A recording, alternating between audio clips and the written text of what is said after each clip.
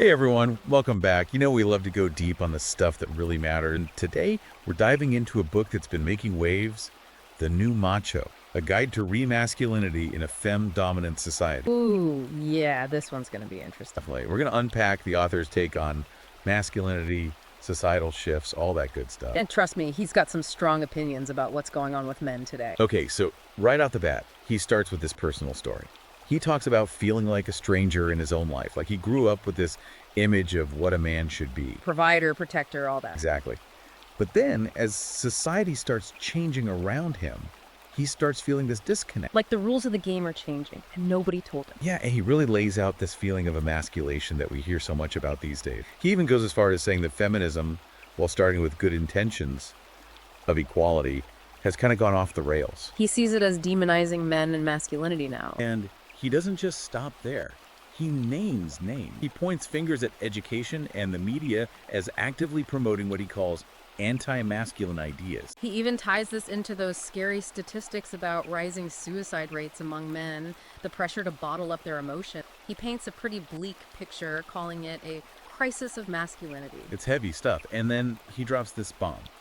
He completely rejects the idea of toxic masculinity. Whoa, hold on. He doesn't just reject it, he flips the whole script. He introduces this concept of toxic femininity as the real problem. So instead of men being the problem, he's saying it's women. Well, not women exactly. He's talking about certain behaviors, manipulative stuff that he says is often overlooked, even excused, because it's coming from women. Give me an example. What kind of behaviors are we talking about? He gets pretty specific. He talks about emotional manipulation, playing the victim, using sex as a weapon, all those things that can really mess with a guy's head. And his argument is that society has this double standard. If a man does these things, it's toxic. But if a woman does them, it's no big deal. Right, and that feeds into this larger point he makes about gender equality. He's skeptical, to say the least. You mean he doesn't buy the whole equality thing? He flat out says it's a myth. Oh, okay. Strong words. I gotta know, what's his reasoning? He says men and women are just fundamentally different biologically, psychologically, you name it. He talks about testosterone levels, differences in brain function, even historical family structures like polygyny, where a man had multiple wives. Polygyny, that's a whole other conversation. I know, right?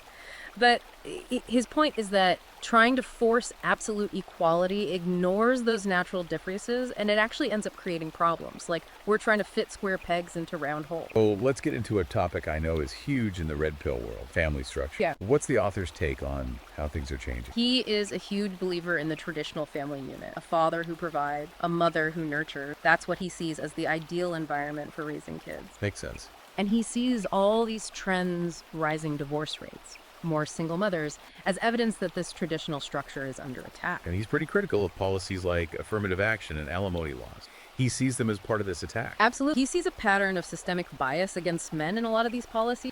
Like, society expects men to sacrifice more, but doesn't reward them equally. It's a pretty provocative argument. It definitely is. And speaking of provocative, this is where things get really interesting for anyone who's skeptical about marriage. He goes all in, calls it a raw deal for men in today's world. And he backs it up with personal stories, anecdotes about guys who've been burned financially and emotionally. He's basically saying that for many men, marriage is a trap. And it's not just he questions the whole pressure on men to get married in the first place. He challenges the whole marriage cure myth, even the idea of the biological clock for men. He actually suggests that men are better off staying single. Well, he phrases it as focusing on reclaiming their masculinity. It's like he's saying, figure yourself out first, then maybe think about marriage. That's a pretty bold statement. So if he's saying men shouldn't necessarily rush into marriage, what does he think they should be focusing on? He really emphasizes the importance of male friendships, strong support system. He says that for men, those bonds are just as important as romantic relationships. Interesting. I can see how that ties into what he was saying about men feeling like they can't express their emotions openly. Exactly. He sees male friendships as providing that safe space for vulnerability, for being yourself without judgment. So we've covered a lot here. Masculation, toxic femininity, the challenges to the traditional family, even his take on marriage. Where do we go from here? Welcome back, you guys. Last time we were talking about how this author really challenges the whole idea of gender equality. Yeah, and he doesn't just kind of question it. He flat out calls it a dangerous myth. Which is bold, but then he explains by saying, pushing for absolute equality ignores that men and women are different. Okay, sure, everybody's different, but how is he backing that up? Biology, He talks about testosterone, how our brains work differently. Even points to how families were structured throughout histories, like polygamy. Whoa, Yeah. polygamy. Like one dude with a bunch of wives. Exactly. He uses those examples to challenge our modern assumptions about family, the classic mom, dad, two kids setup. So is he saying like the nuclear family isn't the right way? Not necessarily. It's more like he's saying there have been other ways, successful ways, that acknowledge these differences between men and women. Trying to force everyone into the same mold, well, that might be where things go wrong. I get that.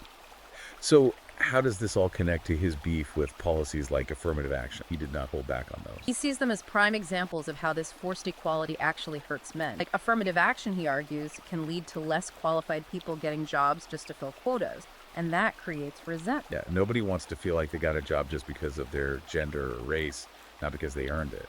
Right. And then there's alimony, which he sees as totally unfair. He says it often leaves men financially ruined, even if they were the main breadwinner. It's like he sees this pattern everywhere of men being expected to sacrifice more, provide more, but then not getting treated fairly in return. Totally. And he even brings up the draft, selective service. Like, society's still ready to send men off to war, but are they getting equal rewards or respect in other areas of life? He doesn't think so. It all feeds back into that war against fatherhood idea he keeps bringing up, right? Absolutely.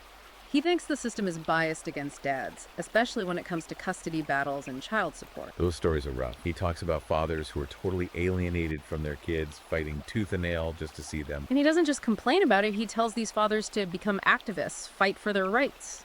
Is that realistic, though? Like, No. Can one guy actually change the whole system? Well, I think it speaks to that feeling of powerlessness that a lot of men feel, like the system IS rigged against them and nobody's listening. So yeah, maybe it's a long shot, but he's saying don't just sit there and take it. Okay, now, onto something a little lighter. Marriage. Just kidding, he's pretty harsh on that, too. Oh yeah, raw deal was the term he used. Yeah, straight up. Why so negative, though? What's his issue with marriage? He argues that in today's world, it's just become super risky for men. Financially, emotionally, divorce rates are high, and he has all these stories of guys getting totally screwed over in settlements. So it's like the risk outweighs the reward. That's his view, yeah. He's also pushing back against all that pressure society puts on men to get hitched. Like that whole idea that you're not a real man until you have a wife and kids. Plus the whole ticking biological clock thing. He even questions that. Like, why is there all this pressure? Is it really beneficial for men? Or are we just buying into outdated beliefs? He's really making you think about it, right? For sure. Yeah. So if he's not big on marriage, what does he suggest men do instead? Just like stay single forever? Not exactly. It's more about focusing on yourself first.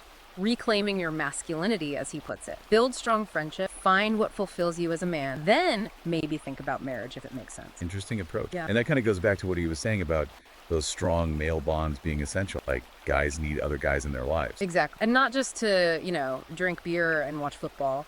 He sees those friendships as crucial for men's mental health, a space to be vulnerable, to get support. It makes a lot of sense. I mean, we talk about women needing their girl time, so why not the same for guys? Right. And it also ties into his worries about male spaces kind of disappearing in today's world. He really goes there in the book, talks about how men need these spaces. What does he mean by male space? Like, what are we talking about here? Classic stuff. The gym, a guy's workshop, even just a man cave in the basement, places where men can hang out, let loose, be themselves without judgment. Okay, I can see that. But is he saying those spaces are actually under attack? Oh, he's sounding the alarm bells, for sure. He thinks there's a deliberate effort to erase those spaces, driven by what he calls Marxist feminism. It's a loaded term. Yeah, what does that even mean? He uses it to describe this ideology that he sees as wanting to totally dismantle traditional masculinity, basically reshapes society in a way that puts women on top. Sounds intense. It is. He sees it everywhere. From how men are shown in the media to pushing for gender-neutral language and policy. He even brings up changes in the military,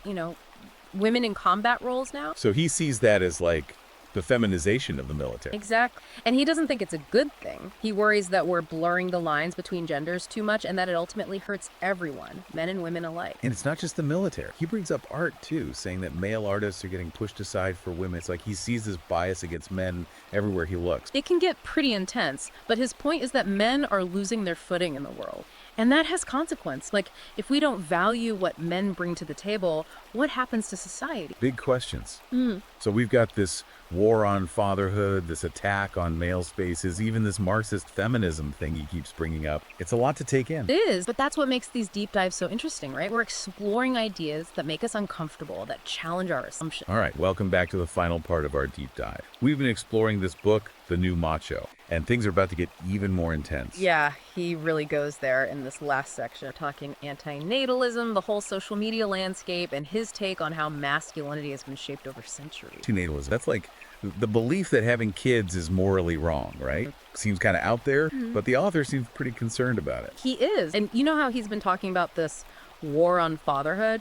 Well, he sees antinatalism as part of that attack. It's like the ultimate rejection of that traditional role of being a dad, passing on your legacy and all that. So, like, it undermines the whole idea of men as creators and builders. Exactly. He even brings up biology, saying it goes against men's natural drive to procreate. It's like he's saying guys are being convinced to turn against their own nature. Wow, that's heavy stuff. But then he gets into social media, and that's something I think a lot of guys can relate to. Like, how is that whole online world messing with our masculinity? He doesn't hold back. He talks about addiction, how it can totally wreck your self-esteem, all those unrealistic expectations you see online. He even brings up incels, those guys who've just given up on relationships altogether. It's a dark side of the internet, for sure. And he connects it back to emasculation, right? Yeah. Like social media portraying men in this negative light, reinforcing stereotypes. Oh, yeah. It's like everything you see online is telling you that being a man is a bad thing. But he offers a solution, this idea of red pilling. Red pilling, I've heard that term thrown around, but what does it actually mean in this context? It's like waking up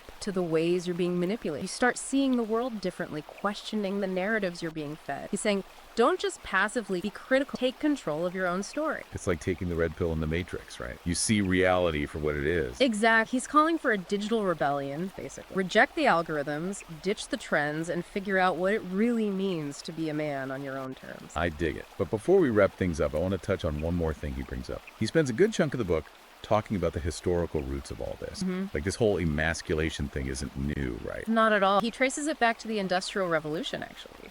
He argues that before that, men were mostly farmers, valued for their physical strength and skill. But then, with factories and machines, that all changed. So men became less important. In a way, yeah. They became cogs in the machine, replaceable. He's saying that shift really messed with men's sense of purpose and identity, and we're still dealing with the fallout today. Interesting. And he talks about marriage too, right? How it's evolved over time. He does. He points out how it used to be more patriarchal, husband in charge. And while he sees some positives in the shift to a more equal partnership, he also thinks it contributed to men losing some of their traditional power and authority. It's like as women gained more rights, men kind of lost their place a bit. That's how he sees it. And he ties it back to the rise of feminism and the men's rights movement. Both are trying to figure out what it means to be a man or a woman in this new world. It's a lot to think about. So we've covered a ton of ground here, from toxic femininity to the challenges of modern marriage to this whole historical perspective on emasculation. It's been quite a journey. It has. The New Macho is definitely a book that pushes buttons and makes you question everything you thought you knew. Whether you agree with the author or not,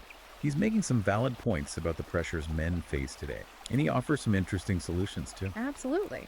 And if you're interested in exploring these ideas further, you can grab a copy of The New Macho on Amazon Kindle and Google Play Books. It's a deep dive that might just change your perspective on the world. Great advice. And to everyone listening, keep questioning, keep learning, and keep the conversation going. We're all in this together, trying to navigate what it means to be a man in the 21st century.